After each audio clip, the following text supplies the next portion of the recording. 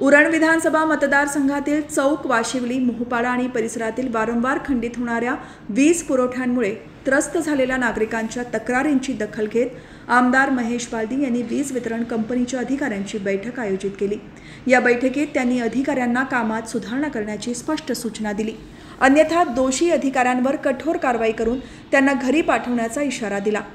गेल्या अनेक महिन्यांपासून या भागात दिवसाला 5-5 तास वीज पुरवठा खंडित होत आहे।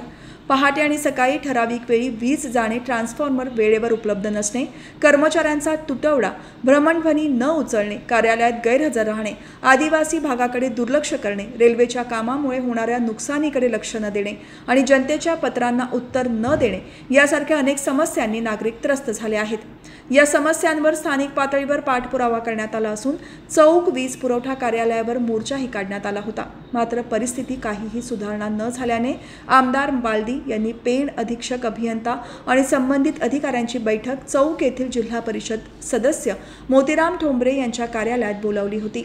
या बैठकीत आमदार बालदी यांनी अधिकाऱ्यांवर तीव्र नाराजी व्यक्त केली आणि त्यांना कामात सुधारणा करण्याचे निर्देश दिले। त्यांनी स्पष्ट केले की जर वीज पुरवठा सुरळीत झाला नाही तर वरिष्ठ अधिकाऱ्यांशी संपर्क साधून दोषींवर कारवाई केली जाईल।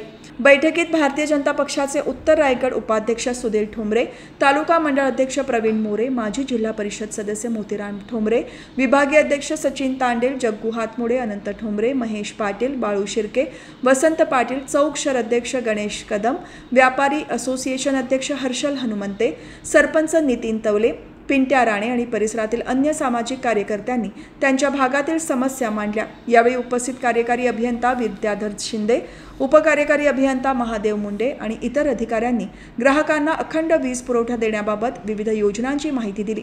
त्यांनी सांगितले की नवीन वीज जोडणी, पायाभूत सुविधांचे बांधकाम आणि वीज वितरण प्रणाली सुधारण्यासाठी RDSS योजनेअंतर्गत आधुनिक तंत्रज्ञानाचा वापर केला जाईल।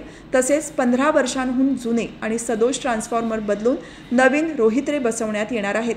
अधिकाऱ्यांनी गणेशोत्सवापूर्वी सर्व कामे पूर्ण करण्याचे आश्वासन दिले आणि मे महिन्यात पडलेल्या अवकाळी पावसामुळे पावसाळ्यापूर्वीची कामे करता न आल्याबद्दल दिलगिरी व्यक्त केली। आमदार बालदी यांनी या आश्वासनाचा आढावा घेण्यासाठी 2 सप्टेंबर 2025 रोजी मुख्य कार्यकारी अभियंता यांच्याबरोबर बैठक घेणार असल्याचे सांगितले। जे अधिकारी अकार्यक्षम ठरतील त्यांना घरचा रस्ता दाखवला जाईल असा कडक इशारा त्यांनी दिला। या बैठकीला आमदार बालदी यांच्यासह अनेक स्थानिक लोकप्रतिनिधी आणि सामाजिक कार्यकर्ते उपस्थित होते।